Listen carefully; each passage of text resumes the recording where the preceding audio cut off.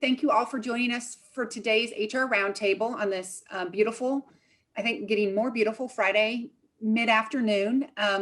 Hopefully maybe you're free after this and you've done all the learning you can at work today and then you can escape. I want to go ahead and first introduce our new sponsor for HR Roundtable. It's Jimmy Gaona with Edward Jones. Jimmy, would you like to go ahead and say a couple of things? Absolutely, I will. And then I will share a screen. So good afternoon, everyone. Jimmy Gaona here, financial advisor out of Olathe, Kansas, and just a proud member of the Olathe Chamber and board of directors. And I got to be careful here because Brad's here, so I gotta play it down. So you guys will see the fun, Jimmy, if Brad steps away. But right, blame it on me. Well, I tried to. So yes. I'm going to share a screen real quick here and just kind of talk a little bit about why Edward Jones decided to do this and why I decided to do it. So Edward Jones Roundtable here, we're the HR Roundtable, really excited to be a part of it. Just a little bit about Jones. We're a nearly 100-year-old firm. I believe 2 years from now, so we're 98 years old. We specialize in helping businesses and individual investors rather than big, large institutions. And we are privately held. A little bit of history is we have over 7 million investors that trust us with the future, and it's because we put our clients ahead of all else. And so a little bit about me. I've been active in business and civic affairs in Kansas City for many years. As I said earlier, I'm a board member of the Olathe Chamber of Commerce, volunteer with my church over Westside Family, deacon there, a bunch of other things, PTO president. So if you ever want to find ways to volunteer, give me a call. And specifically for the HR Roundtable, I just wanted to pop in here real quick and talk about our employee education program. What we come to find out, it's what employees want. They want the help. I know a lot of HRs get that when they come in, they get these questions and they're like, oh, that's not my purview. That's not my wheelhouse. And so we're here to help that out. We do one-on-one meetings. We do large Zoom messages. We do webinars, whatever you guys would like. It also helps you stay compliant if you have a 401k for your fiduciary responsibilities, helps participation in your retirement plan. And lastly, there's no cost. There really is no cost except for some time and some emails on your end, which we will help provide. And it is strictly educational. We do not solicit business. If business happens, that's a separate thing, but it's really about education. So on behalf of Edward Jones and Jimmy Gaona, I'm just really excited about sponsoring the HR Roundtable this year. Thank you, Jimmy, and thank you very much for your sponsorship this year. We are excited to welcome Dacia Moore. She is with the executive director with Gateway of Hope, and she is speaking today on. I'm sorry, I'm just kind of pulling it all together. She has joined us to speak about mental health and not overlooking the fact that it's something we shouldn't overlook. We shouldn't just try to brush it in a corner. Dacia has been with Gateway of Hope for over 5 years now. Mm-hmm. And I know she said she's been super involved with the HR Roundtable as well. She has her master's degree and has been a professor at a couple of area schools and also run her own small business. So I think she has plenty of knowledge in this area and is, I'm glad that she was able to join us. Dacia, I'll turn it over to you. All right, cool beans. Well, I appreciate that. Jimmy, that was very exciting. And when Brad jumps off, I look forward to seeing the funny you, because that's what we need for our mental health is laughter. That helps. That helps. So I'm going to share my screen for just a minute. And we will get started with this very important conversation of fighting the stigma of mental health. Oh, you know what? I forgot to add, if anybody has any questions, feel free to put them in the chat and I can ask them of Dacia, or feel free to raise your hand. Yeah, cool. I'm happy to do that. And I know that since you're on the call, you have a sincere and great interest because it's a Friday at noon. So you want to learn something. And we're going to talk about that, this fighting the stigma. So it's been said that the last great stigma of the 20th century is the stigma of mental illness. And I would agree with that. There is still, even in spite of headlines saying we are in a national mental health crisis due to the pandemic, which I believe that we are, there is still a stigma about mental health. And so we want to stand up against that stigma because there is no health without mental health. Mental health and physical health coexist. So I wanted to get some foundational terms so that we're all on the same page. What is a stigma? Well, according to the Oxford Dictionary, a stigma is a mark of disgrace associated with a particular circumstance, quality, or person. So the stigma of having gone to prison will always be with me. The stigma of having been diagnosed with a mental health disorder will always be with me. The stigma of me not being able to handle what is going on in my life right now will be with me. So people have a stigma against mental health care, against getting care for their mental health, because they perceive that it will say something about them, about their strength, about their ability to handle challenges. It's a mark of disgrace. But I tell you what, I don't know about you, but 2020, the year of lemons, the year of crazy, the year of what the heck, has challenged all of our mental health. And so it's okay. It's okay. And you can help people fight the stigma. There are things that you can do to help your employees not feel inhibited to seek mental health care. So what is mental health? Okay, I get that question all the time. Dacia, what is mental health? Well, mental health is your emotional, psychological, and social well-being. It affects how you think, feel, and act. And it also determines how you handle stress and relate to others. So what you see at work in terms of challenging issues, this is pre-pandemic. All right, let's say if somebody kind of spouts off or they're always coming in late, what you see are the behavioral indicators of not necessarily a mental health issue, but certainly a struggle. And so on a continuum, if you think about a continuum, people have a normal life, they're able to deal with their stress. But when you have a pandemic piled on top of that, childcare, sheltering at home, husband at home, all of us crammed together, can't see my parents, can't see my loved ones, can't get out of this house, gotta wear a mask. Where's my mask? I'm being intruded on. When those things are piled on top of each other, any one of us can get to a point where, okay, I've had it. And for you as an employer, again, it comes out in a person's behavior. So the stigma against getting the help is strong because many people don't feel like they need help. This will pass. I'm strong. I don't need it. There's an element of pride. There's an element of shame to getting help for your mental wellness. I'm unworthy. I'm not worth it. It's too much trouble.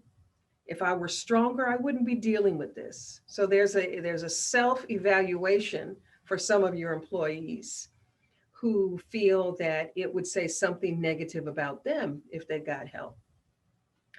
Sometimes mental health care is misunderstood. That's for crazy people. I'm not crazy. That's for rich people. That's for white people. You know, the cultural incompetency of believing it's only for one group is certainly something that is still a stigma, especially in people of color.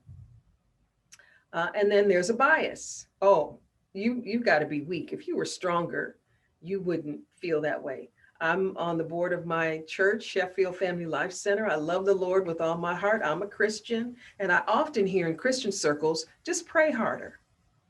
Oh, it's a lack of faith. No, it's not. That infuriates me when I hear that. However, that's a different conversation. But it can be a bias that, if you were stronger, you could get over this. And sometimes there is a minimizing of the impact. Nothing is wrong with me. I can handle it.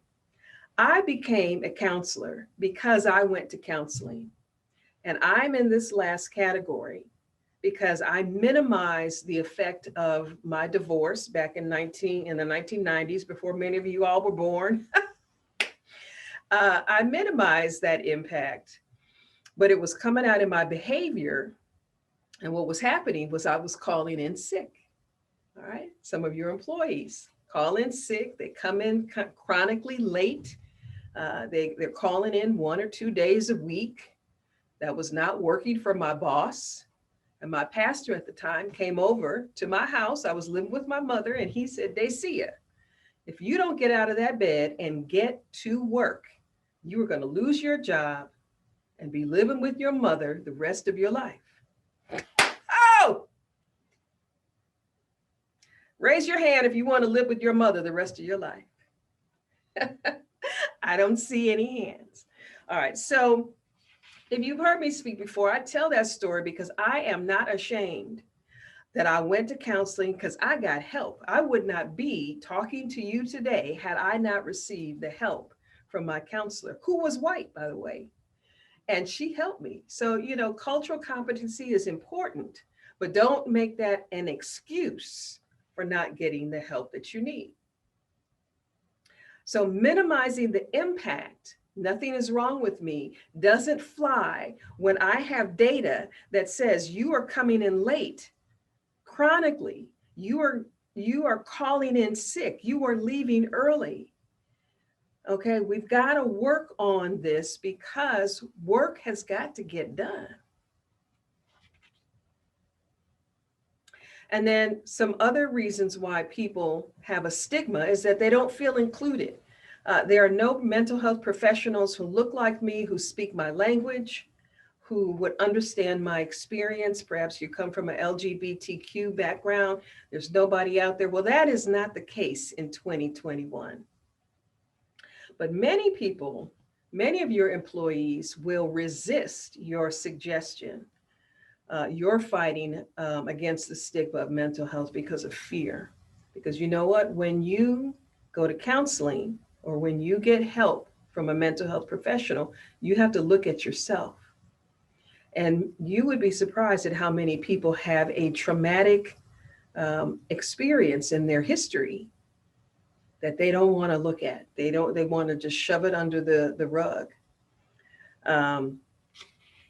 So those are some reasons why there is still a stigma in spite of all of the publicity that mental health care is getting. And as a matter of fact, there was an article in today's paper. I'll read it to you. It's in the sports section of the Kansas City Star. KC native Sydney Miramontes reflects on struggles with mental health and return to soccer. This is a 25-year-old young lady who was playing professional soccer, but because she had an eating disorder and struggled with depression, she exited professional soccer, the love of her life. And this is a story about how she came to terms with her mental health issues and then got back into playing professional soccer. She's on the Kansas City team now. I think we just picked her up. So talking about mental health issues and showing people that folks that you wouldn't think, or people that you think have it all together, struggle. Because you know what? This pandemic, if nothing else, has shown us that all of us are vulnerable. All of us struggle. About 78% of the folks who were surveyed, according to the American Psychological Association's most recent report, Stress in America. As a matter of fact, I have it right here. Stress in America 2020. I'm happy to send you a copy. Just let me know, or you can let Shannon know and you can email me. The subtitle of this report, and they do an annual report on stress in America. The subtitle for 2020 is A National Mental Health Crisis. Okay, so it is a thing. So 78% of the people say that the pandemic is a significant source of stress for them. And 67% of adults in this survey say that they have experienced increased stress over the course of the COVID-19 pandemic. That is no big surprise. We have all probably been tested in terms of managing stress during this pandemic. 49% of adults say that their behavior has been negatively affected. Increased tension, and these are some of the behavioral indicators that show there's something going on. Snapping or getting angry very quickly. You may have done this yourself. Unexpected mood swings. We have experienced a loss of our normal. It's a loss. I don't know if you have heard that. Our life will never go back to 2019, pre-pandemic. Whatever the future looks like, it is going to be different, at least for the next 3 to 4 years. So that causes us to feel that sense of loss. And screaming or yelling at a loved one. Now, I'm not going to ask for a show of hands if you've done any of these things, but I wouldn't be surprised if you had, because we have all been tested. Now, according to Statistica, they did a survey, a worldwide survey of workers and how they experienced the pandemic. And I'm just going to focus on this last line. 53.8% say they were more emotionally exhausted. I bet you can relate to that. So that exhaustion comes from being tired of handling the stress. It is a result of trying to keep it all together, keep it in the box. And it is exhausting because you know what? It probably spilled out for most of us. Now, the pandemic for some of us has not been that bad, but for a large swath of your employees, it has been traumatic and devastating. And what I am suggesting to you is that you want to be in this bottom row. You want to provide support to your employees. You don't have to be their counselor, but you can provide support by advocating for the mental health benefits that you provide so that they can get the help they need from the professional who is trained to help them. It doesn't mean that you're crazy. It doesn't mean that you're weak. It doesn't mean that there's something wrong with you. You do not want to be in this first row where your employees are crying for help. And many of them will cry for help from their behavior, not from, some of your employees will come to you and say, listen, I am struggling. I'm just really having a hard time. But many of your employees, like me back in the 90s, their behavior is what will indicate they are struggling. And my behavior, again, was calling in sick and coming in late, leaving early. And so I encourage you to, there's an old saying, nip it in the bud. You know what that means? Nip it in the bud? Well, we're in Kansas. We are farmers. We know what nip it in the bud means, but just in case you don't, it means catch it when it's early. Nip it in the bud when it's small. So if you find that your employee is starting to behave differently by, there are a number of things that might mean. And I know you've got a plate full of work yourself. And since we're working remotely, it might be difficult to identify it. But if you get the sense that something is going on, you want to make these recommendations earlier rather than later. All right. Because again, had my pastor not come to my house, I'm not sure I would have sought mental health care. My employer never said anything to me, but my friends and my family sure were, because they could see it. So sometimes that's the best thing that you can do for your employees is to confront them and be honest with them. So here are some other things that that you can do. Now I want to ask you this question. First of all, what is your attitude toward mental health? All right, you don't have to put it in the chat. I want you to think about this question. What is your attitude, and what is the attitude of your leadership? Now, there's another survey. This is the Workplace Mental Health Assessment results. This was done by the Greater Kansas City Chamber of Commerce, of which Olathe is a member, I do believe, and Healthy KC. So this is what employers are saying. 67% of employers say that they provide education or training to all employees on mental health. Okay. 81% of employers say that they have resources available both internally and externally to refer employees who may be experiencing a mental health challenge. And there's one more statistic. 82% of employers say that an employee who uses a mental health service would not be seen as negative, nor would it negatively influence a promotion or other advancement. Yay, right? That's what they said on the survey. And I'm sure when I first asked you that question, you said, oh, I've got a positive. I tell my employees, but let me ask it to you this way. Don't get mad at me. Have you ever gone to counseling?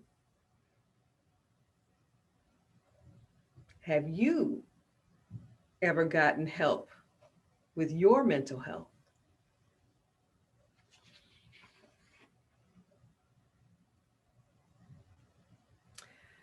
Now, I'm not judging you. I'm not saying that everybody needs counseling, although I do believe that. It can help you. But my point in asking you that question was to get your gut reaction to that question. Because some of you said, no, I'm not going to counseling.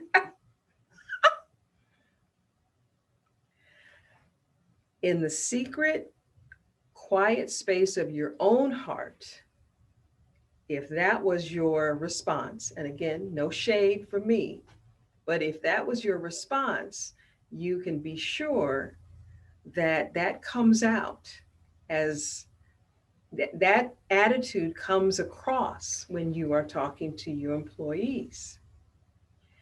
So we don't want to be disingenuous. We don't want to be dishonest. Maybe you have a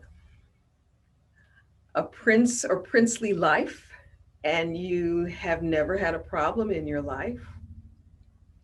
But some employee one day is probably going to ask you, well, you're telling me to go to counseling. Have you been? And you might want to be prepared with an answer. You know, there are many things that a person can do to help with their mental health. We can pray. We can read self-help books. We can talk to a trusted friend. There are other things that we do. We eat too much sometimes, emotional eating, right? We drink too much sometimes. We buy, we go on shopping sprees. All of us do something to make ourselves feel better. I'm just suggesting that if we're going to fight the stigma of mental health, then you want to be aware of what your attitude is and just contemplate maybe opening up your perceptions to mental health care. So here are some things that you can say when you identify that an employee is starting to behave in a way that is causing production problems or different issues on the job, and they seem to be struggling and need some help. How can I help you? What would help you? Now, again, I'm not asking you to be a counselor on the job, but it is important that you listen and that you ask these questions so that you can direct them to something that will help them so they can feel better and get back to the job at hand. It is surprising to me to still encounter people who don't know what EAP is. I have people who will call me and they'll be in a crisis. They see I need to schedule an appointment. Okay, well, do you have EAP benefits? What's that? They have full-blown Blue Cross Blue Shield EAP, great benefits. They don't even know it. So one of the things that you can do to help fight the stigma of mental health is to continue to talk about EAP benefits, because just because you give a workshop maybe quarterly does not mean that they may not need it right then. People pay attention to their benefits when they need them, right? You all know that as HR professionals. So that's why you got to keep saying the message and letting them know, hey, think about using your EAP benefits. They're completely confidential. I do not get a report. That was the number one concern, according to a report done by Magellan Healthcare, is that employees were afraid that some kind of report was going to be sent to their employer about them using their EAP. So you want to dispel that myth so we can overcome the stigma and have people use the benefits that you're providing for them. Here are some things not to say. I know how you feel. Don't say that. Don't ever say that, because you don't know how I feel. You may empathize with how I feel. You can imagine how I feel, but you don't know how I feel, because you don't know all the experiences that have impacted me to be the person that I am, why I feel the way I do about this pandemic or, whatever. So please don't say that. You can say, I can imagine how you feel. Just do your job and get over it. Well, I know none of y'all are saying anything like that because of this pandemic, but if you do, I would encourage you to stop. Just do your job and get over it. No, that is not helpful. That causes shame and resistance. You shouldn't feel that way. Well, who's to say that I shouldn't feel that way? That is not a helpful sentence. And then, this is stupid. You're stupid. People say that, but you're not gonna say that, or you don't say that.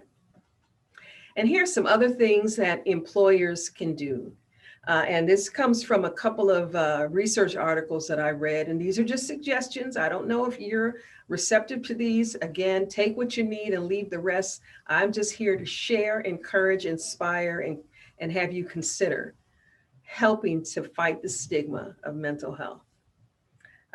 Allow employees to use sick leave or vacation days for childcare needs. Now, I don't know if you've been noticing, but in the news, there is a lot of talk about the effect of this pandemic on working women, because not only am I working, but I've got to take care of my kids and homeschool my kids at home. My husband's working at home. We saw Shannon and the rocket ship and the dollhouse, and the kiddos. They're liable to come in. The kids don't want to talk to you till you get on a Zoom call, right? They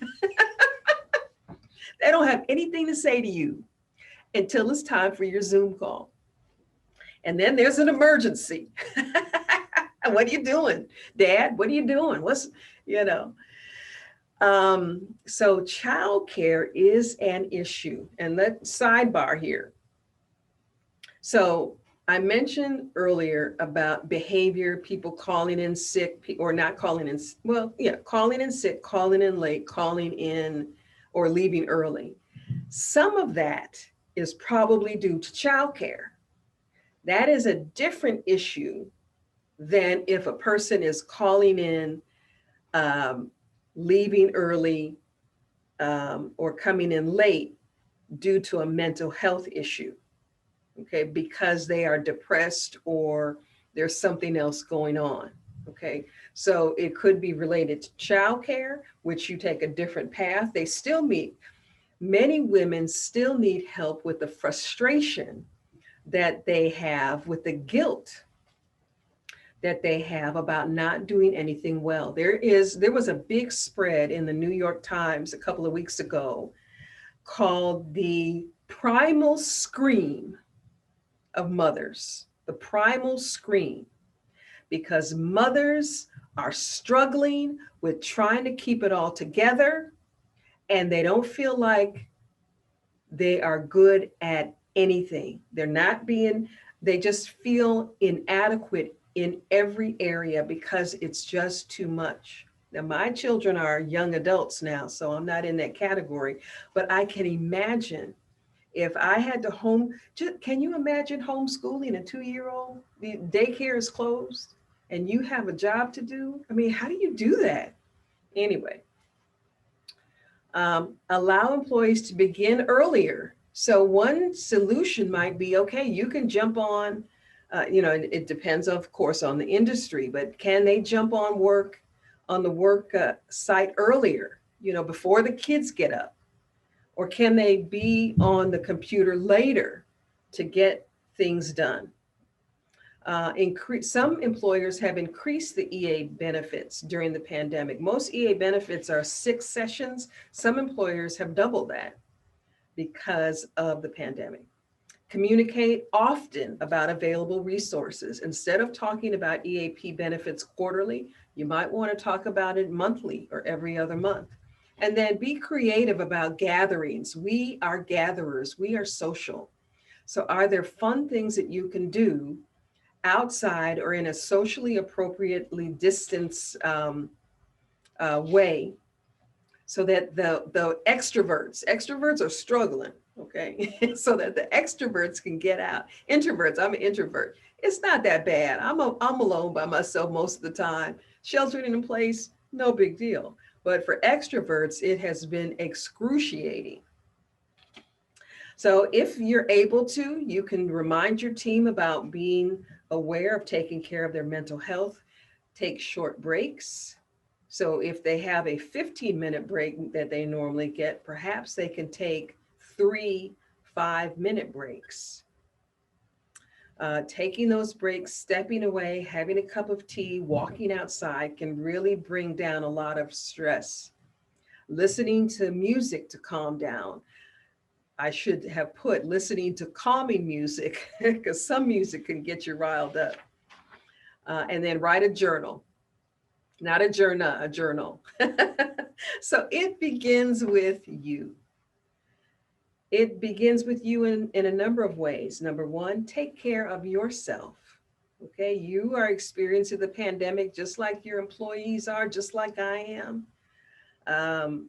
And so be aware of your own situation, how you are coming across to your family and friends. Take care of yourself, because when you're okay, you can be a better person and show up healthier to everybody around you. But for your employees, be empathetic, be supportive, and be a great listener. Because the humanity we share is more important than a mental health challenge that we may not. Okay? The humanity we share. I think this worldwide pandemic has shown us that we are in this together, most truly. So there are a couple of resources I want to share from Gateway of Hope that can help you. If you are an employer who has to let some folks go, who has to, you've got to reduce your workforce because the sales just aren't there. We have a monthly program called Lifeline to Hope, and the first Wednesday of each month, we help women who are trying to get that next job. And if you provide that benefit at your place of employment, we would love to connect with you and collaborate with you and have your employees that you have to let go be aware of this workshop. if you have employees who could benefit from maybe some parenting classes, now you had to be careful of how you suggested, but most parents are struggling right now. We were struggling before the pandemic because parenting is just, you're just trying to do the best that you can. But we have a parenting class the second Wednesday of every month. And the next one is on March 10th, and it's called Tenacious Parenting. So how can you be a tenacious parent? Listen, I have young adult daughters. One of them right now, I don't like.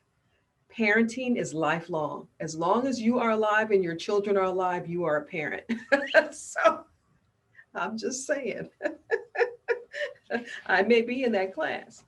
All right, and then finally, if you have some workers who could benefit from building their self-esteem, that internal muscle of feeling like they are strong and they can deal with stress and deal with the pandemic, and they want some additional tools, that is usually the third Wednesday of every month, and March 17th, which is a special day, that they will be talking about building self-confidence. And these are all via Zoom.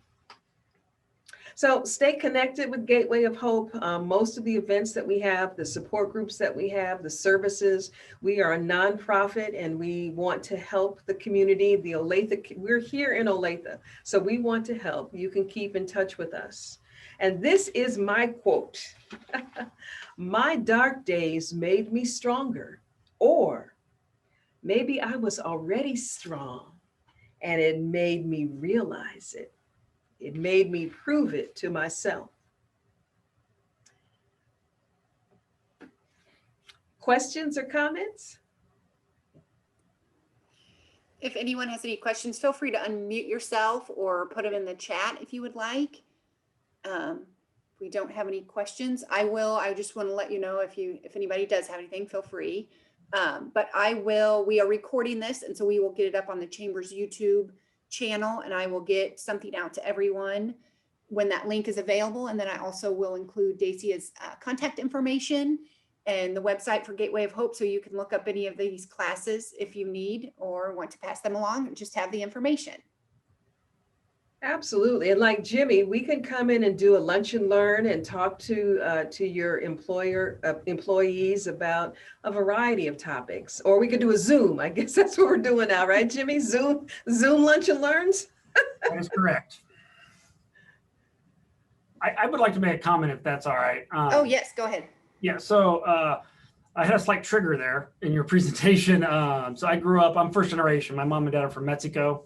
So I'm first generation here, and you talked about the culturalness. I grew up with 4 brothers. There's 5 boys. And so you talk about the culturalness of like, stay strong, you don't cry, you don't get help. And it wasn't really till I met my lovely wife, fell in love with her.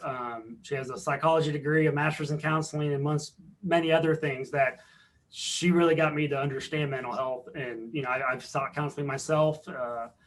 And it just shows that those are real things that your employees are going through. And you may not see it because sometimes in our culture, we stay strong, we don't miss work, we show up, but our attitudes change. Who we are is a little different. That can be that indicator of people going, hey, Jimmy, you're just a little bit different. Everything all right? And that's where you can, feed in the EAP and those kind of things. I just wanted to take that perspective. So yeah, thank you. Great presentation. Yeah, thank you. We did have one request. She wants, Carol Lehman would like you to go back to the humanity comment you had, or the quote, I believe. Was that your last slide? There you go. Is that what you were looking for, Carol?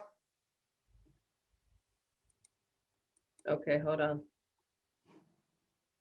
Let me see if I know how to go backwards. Wait a minute. Okay. Can you hear me? Yes.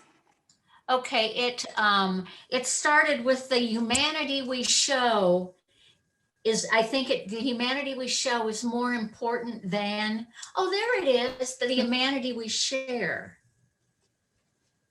Hold on here. Is more important than the mental illness we may not. Thank you. Yeah, you're welcome. You've been great, Dacia. Thank you. Thank you. I appreciate that. A wonderful presentation. By the way. your good heart shows through when you make a presentation like this. Well, I have had my share of dark days. So, but all of us have, right? You know, I think this pandemic has really shown that we struggle with things, but you know what? It's okay, because we're not going to stay there. Yeah.